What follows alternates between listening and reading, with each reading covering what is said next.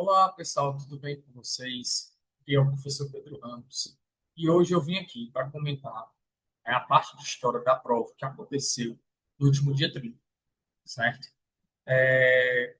A prova de história, baseada aí nos conteúdos que foram vistos em sala de aula, foi uma prova tranquila, certo? E a gente vai comentar questão por questão, entender como que a prova queria, né, que vocês respondessem aos itens que eles colocaram lá dentro da formulação das questões.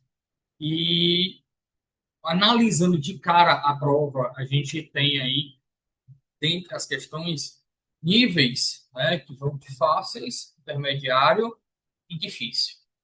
Né? E a gente fazendo aqui, logo de cara, uma simples análise, a gente viu logo de cara, primeira questão da parte de história, uma questão muito fácil. Vamos já comentar ela aqui. Tá? Tivemos algumas duas de nível intermediário e uma que, ao meu ver, é assim, dentro da perspectiva, né, do grau de estudo de vocês, um pouco mais, né, levando aí para o nível difícil, porque necessitava você entender o contexto que a questão estava se referindo e também analisar o período histórico. Então vamos lá, vou aqui mostrar para vocês, né, a prova que a gente já teve acesso aqui, e aí comentar questão por questão, tá?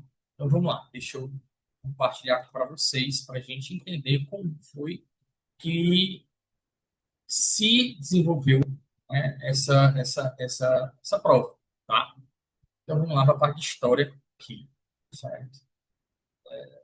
Área 2, ciências da natureza, a parte de história. Vamos lá, se ligar aqui para a gente compreender, né, e ver o gabarito dessa prova.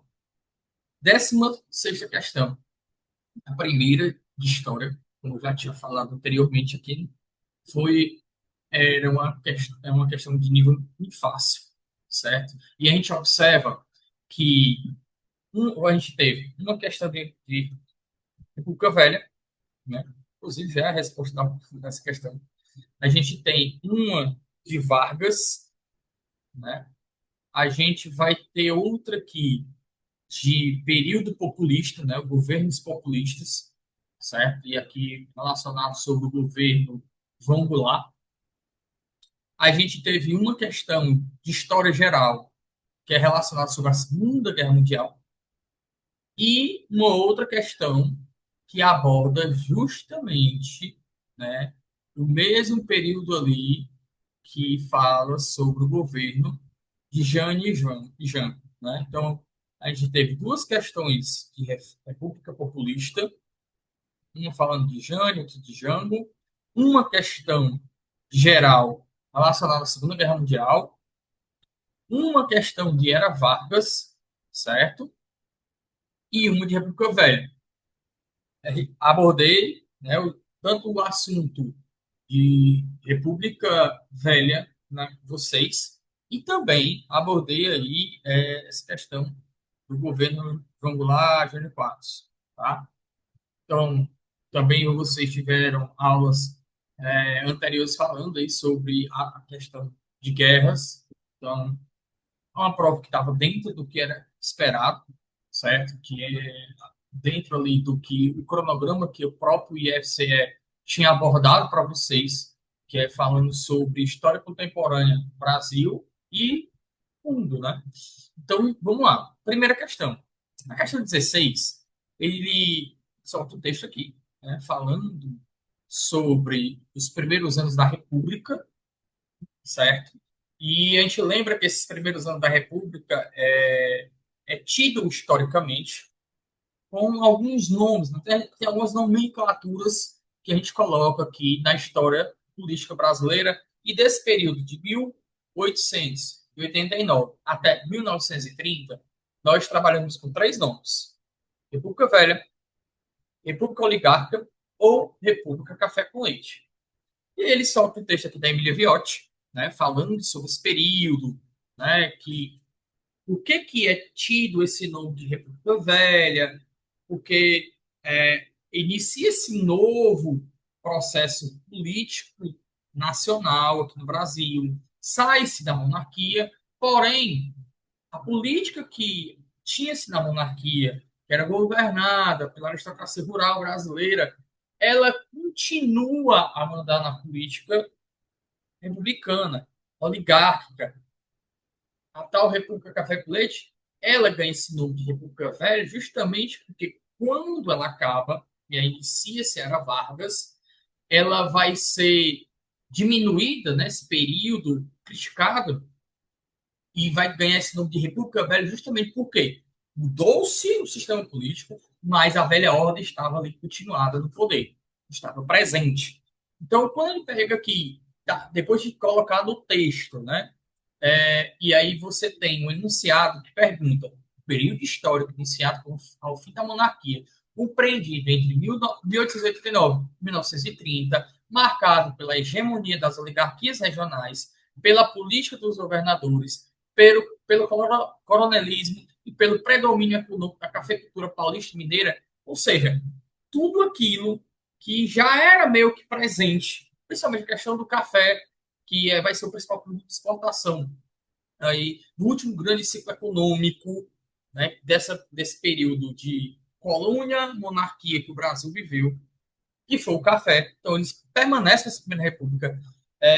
Os cafeicultores de Minas, São Paulo, Rio de Janeiro, mandavam e desmandavam na política, certo? Então, você tinha práticas eleitoreiras fraudulentas. Isso já era algo que se perpetuava lá na monarquia e continuou nesse período republicano.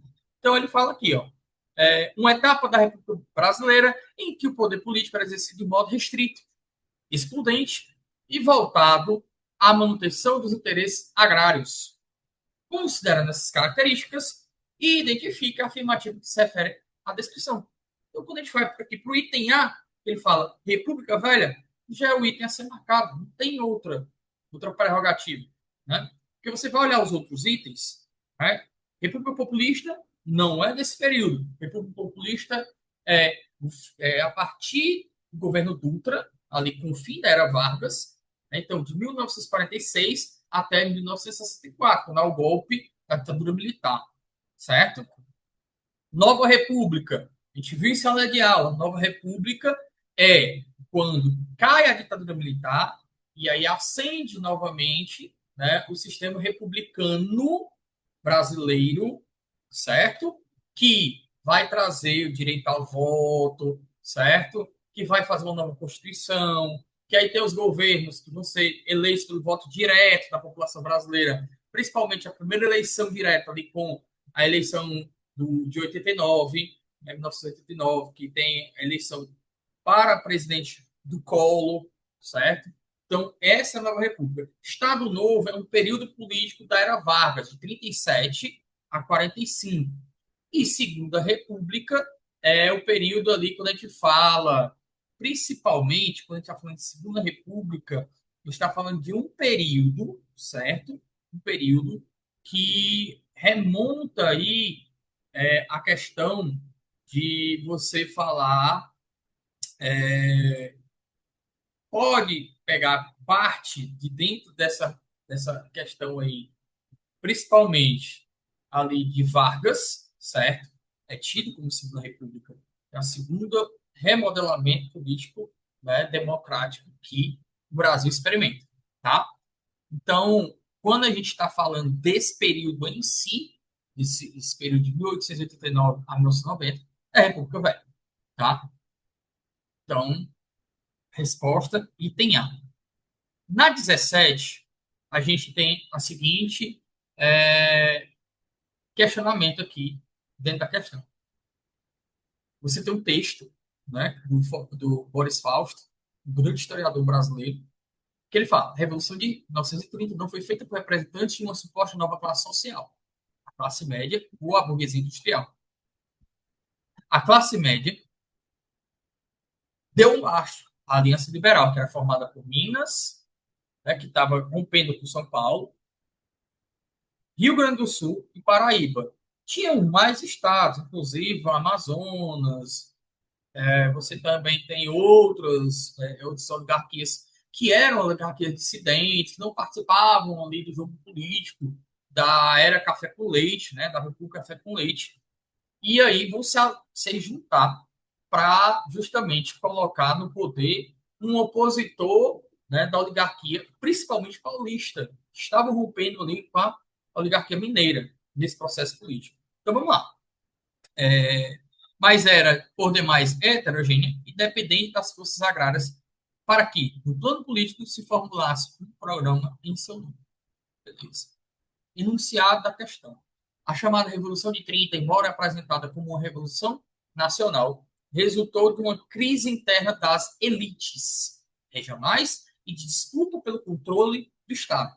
Considerando esse contexto, analise as afirmativas a seguir sobre a Revolução de 30 e sua relação com a disputa entre as oligarquias e assinale a correta. Então, a gente já tem logo de cara aqui.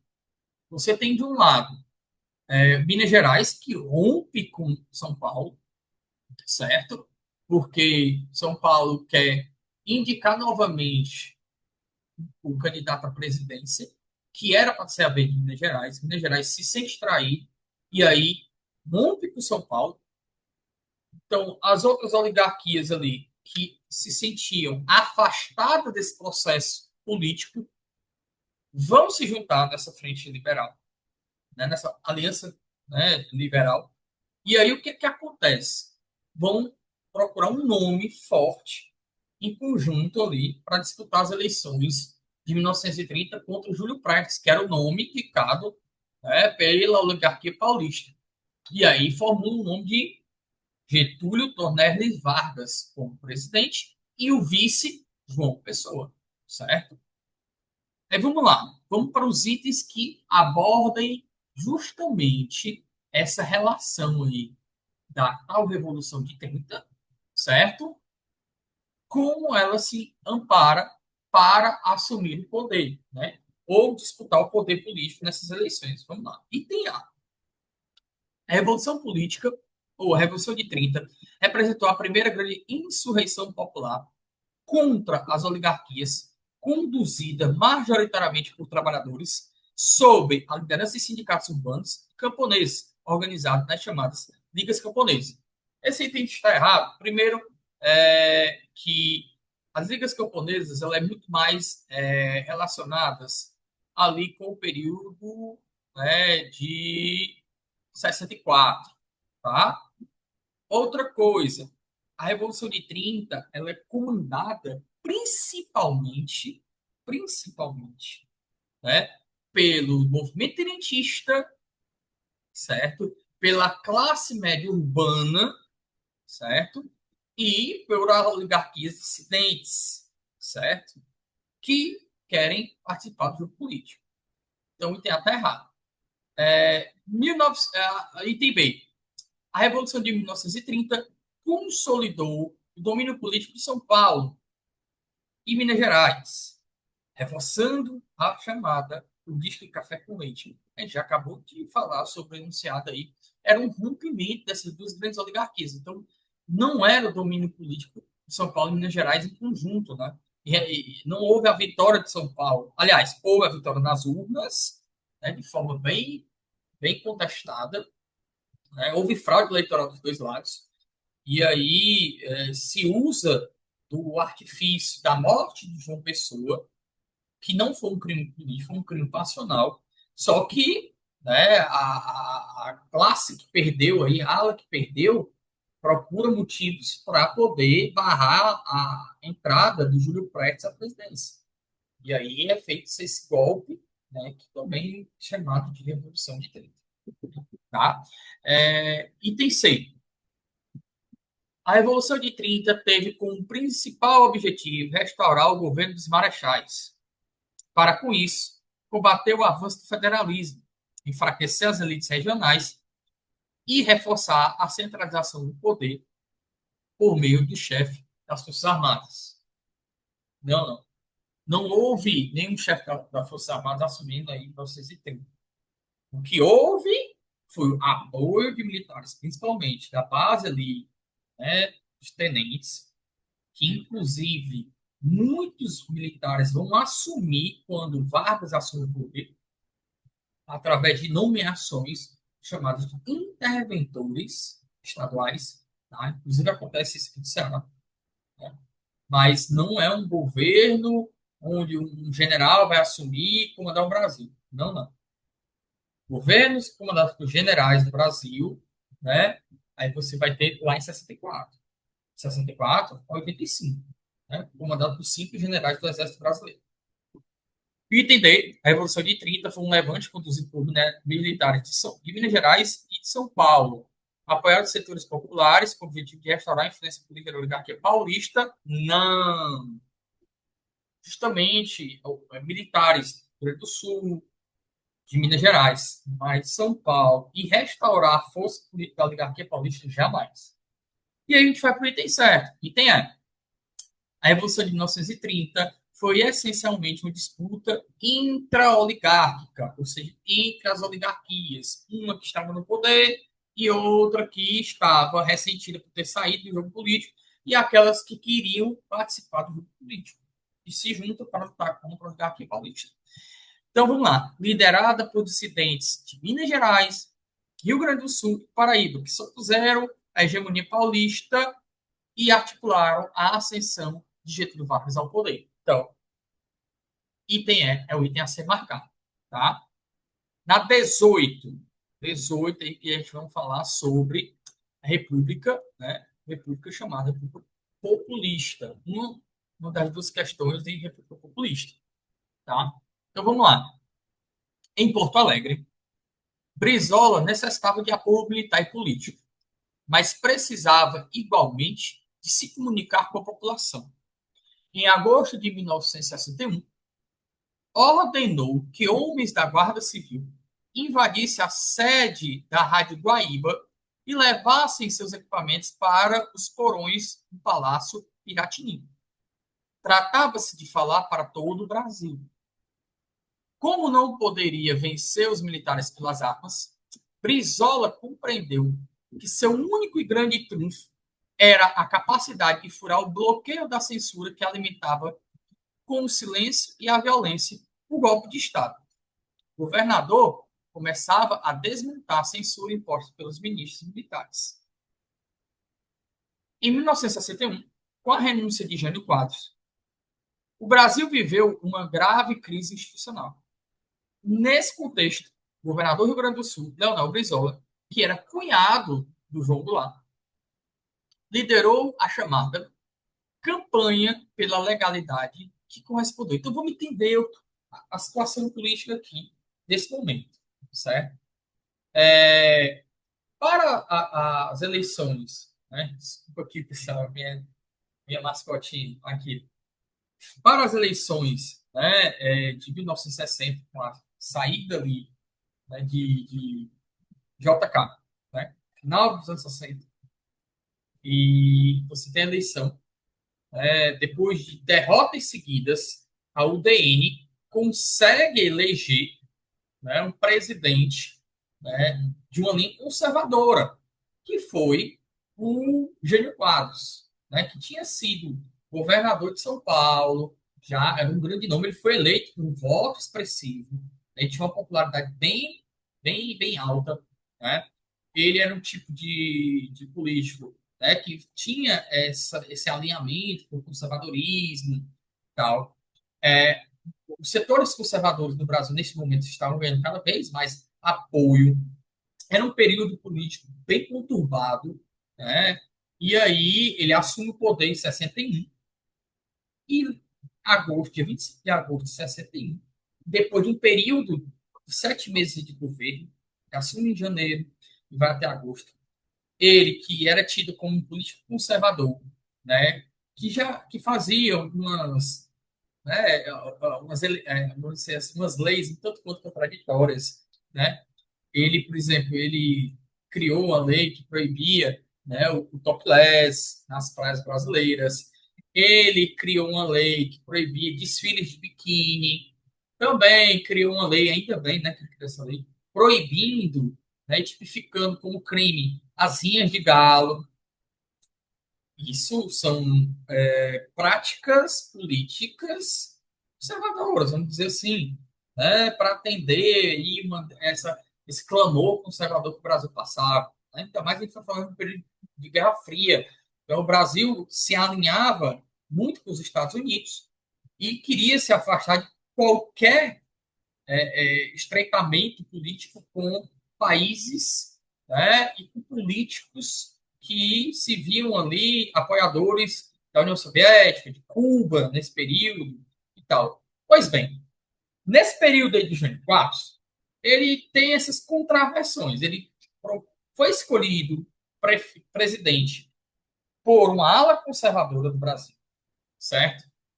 Pelo interesse da UDN, que era vista, inclusive, como entreguista, que se alinhava totalmente aos Estados Unidos. Porém, durante seu governo, ele fez algumas coisas muito contraditórias. Dentre delas, ele condecora, é a maior condecoração que um político brasileiro pode oferecer a alguma pessoa, né? É a medalha Cruzeiro do Sul. Simplesmente ele deu essa medalha para o Ernesto Che Guevara, líder revolucionário ali da Revolução Cubana, né? Que era contra os Estados Unidos, certo? Outra, ele faz acordos comerciais e apoia Cuba, né? Então, assim, ele faz umas políticas durante seu mandato que vão, né, afastá-los ali da ala conservadora que ali apoiou no poder. Ele vai perder força no Congresso e aí ele decide justamente, né, fazer a sua renúncia para testar a sua popularidade, tipo assim, né, nos bastidores dar um golpe, né, para se manter no poder. E aí o que acontece? Ele simplesmente, quando ele faz isso, coincidentemente ou não, João Goulart, que era vice dele, que naquele período você escolheu o presidente e o vice, ele foi escolhido o vice, João Goulart. João Goulart já era o oposto. João Goulart era um político visto como um político, né, sindicalista, que era progressista, alinhado à esquerda, e inclusive no dia da renúncia do Jânio Quadros, coincidentemente ou não, João Goulart estava na China, né, fazendo uma visita diplomática, porque nesse governo aqui do Jânio Quadros, ele volta a negociar com os chineses, com os soviéticos, com os cubanos, e aí o João Goulart estava lá. E quando ele soube da notícia, né, de que o Jânio Quadros renunciou e ele teria que voltar para o Brasil para justamente assumir o cargo, né, na presidência, os militares, os setores conservadores não aceitam, porque veem o João Goulart como uma ameaça num período tão conturbado como aquele da Guerra Fria. Então, eles tentam impedir que João Goulart assuma, inclusive, uma ameaça dos ministros militares de que se João Goulart descer aqui, desembarcar no Brasil, saindo da China, vindo para o Brasil, eles vão prender o João Goulart imediatamente. Tanto é que o João Goulart vai para Montevidéu. E a partir de lá, junto com o seu cunhado, o Manuel Brizola, fazem essa articulação pela legalidade, costuram um acordo político, certo? Com esses ministros militares, do qual eles aceitam a vinda e a tomada de posse para o presidencialismo de João Goulart, porém, eles costuram um acordo no qual o João Goulart, beleza, vai ser presidente, mas não vai governar, porque vamos instaurar de forma experimental e de uma forma de não dar poder político ao João Goulart, o presidencialismo. Tanto que esse presidencialismo só durou 1 ano e 6 meses, depois teve um plebiscito, no qual a população, em maioria, votou pela volta do presidencialismo. Então, é esse todo o contexto que acontece aí dessa campanha da legalidade. Então, vamos lá. Vamos buscar aqui o item correto. O item A. Um movimento de caráter militar e conservador, cujo objetivo era impedir a posse de João Goulart. Justamente o contrário. Né? Esse caráter de militar e conservador, por exemplo, a gente vier impedir a posse de João Goulart e restaurar o governo de Jânio Quadros, não. Eles queriam colocar até um próprio militar ou então uma outra pessoa para governar. Ele nem pensava em colocar de volta o Jânio Quadros. O Jânio Quadros foi, inclusive, sai para lá, sai fora. Item B. Uma articulação política dos setores socialistas, que liderados por Brizola, buscavam romper com a Constituição e instaurar um regime de inspiração. Não. Não tinha esse tipo de prerrogativa, era simplesmente deixar que o João Jango assumisse a presidência e a continuidade do rito democrático presidencialista. Item C. Uma mobilização civil e militar liderada por Leonel Brizola em defesa da Constituição e da posse de João Goulart, resultando em um acordo político que instituiu o parlamentarismo. Item correto. Houve a mobilização civil do Rio Grande do Sul e dos militares do Rio Grande do Sul para fazer valer a Constituição, para fazer valer a legalidade da democracia brasileira naquele momento, certo? Então, esses milícias militares tentaram dar esse golpe militar então, em 61. Né? Então, eles não conseguiram força suficiente para fazer esse golpe em 61, não vão conseguir em 64. Mas, dentro dessa questão, é o item C a ser marcado. Tá? Vamos para 19.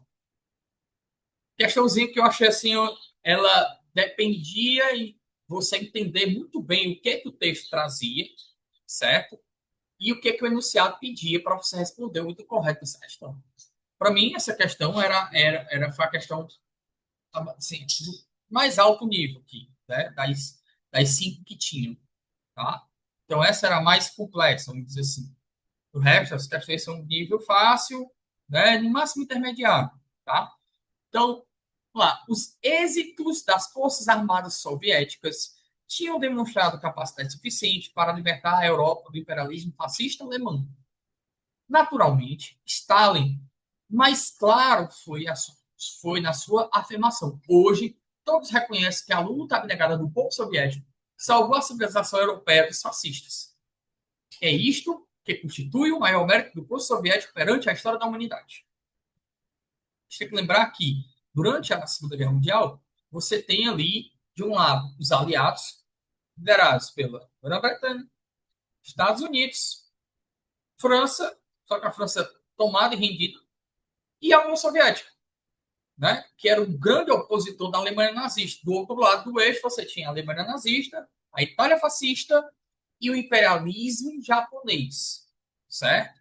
Você tem essas outras alas, outras potências. Tem que entender que a Segunda Guerra Mundial ela é dividida em várias regiões da guerra. Você tem a guerra na Europa continental, você vai ter a guerra. Pera, mulher, ela quer apresentar isso para vocês. Você tem a guerra no norte da África, você tem a guerra no Pacífico. Inclusive, essa parte do Pacífico é bastante interessante, porque é ela que vai causar a entrada dos Estados Unidos na guerra, a partir ali de 1942. Certo? Então vamos lá, olha o enunciado. A Guerra Mundial, de 1939 a 1945, constituiu um dos momentos mais dramáticos da história contemporânea, marcada pela derrota dos fascismo alemão e italiano, expressões da direita capitalista e simbolizou a resistência política, ideológica e moral do socialismo diante da barbárie reacionária. Considerando esse contexto histórico, assinale a afirmativa correta. Aí vamos lá. A atuação soviética durante a Segunda Guerra Mundial pautou-se na notável tese da neutralidade ideológica defendida por Stalin, configurando-se como uma disputa geopolítica circunscrita à busca por hegemonia territorial no leste europeu. Qual é o grande erro aqui desse item? Quando ele fala neutralidade ideológica. Não. Os soviéticos tinham, sim, a sua defesa ideológica, defesa do socialismo soviético, certo? De enfrentamento aos seus opositores, principalmente o nazifascismo, que era o principal opositor, né, do regime ali stalinista. Então, não tem essa questão de neutralidade. Não, pelo contrário, ele vai se defender. Tudo bem que acontece aquele pacto de não agressão antes do início da Segunda Guerra Mundial, né? É, Ribbentrop-Ribbentrop é um acordo, tem um nomezinho estranho, mas em miúdos. Era o parte de uma agressão naquele momento entre a Alemanha nazista e a União Soviética de Stalin e a divisão da Polônia, entre eles. Óbvio, Stalin tinha interesse de agregar para a União Soviética países do leste europeu, principalmente os países de, como eslavos, certo? Para expandir, né, a sua força ideológica e política da União Soviética, certo? Mas o item A está errado por conta dessa questão da neutralidade ideológica. B. A participação da União Soviética no conflito é compreendida na ciência histórica como uma intervenção de natureza oportunista, orientada primordialmente pelo intento de Stalin em ampliar sua esfera de influência política sobre os países da Europa Oriental no pós-guerra. Vamos lá. O que acontece aqui? Dentro do texto que ele está falando, quando ele fala uma intervenção de natureza oportunista, é como se diz, é a oportunidade de a União Soviética participar de uma guerra para expandir as suas influências. A União Soviética ela vai participar da guerra por duas questões muito interessantes. A primeira, se defender. Se defender. Porque havia a questão bem emblemática de o nazifascismo de querer dominar e destruir, né, a União Soviética. Primeiro ponto, certo? Esse é o primeiro ponto. Então, a União Soviética ela vai se preparar para essa guerra para se defender, né?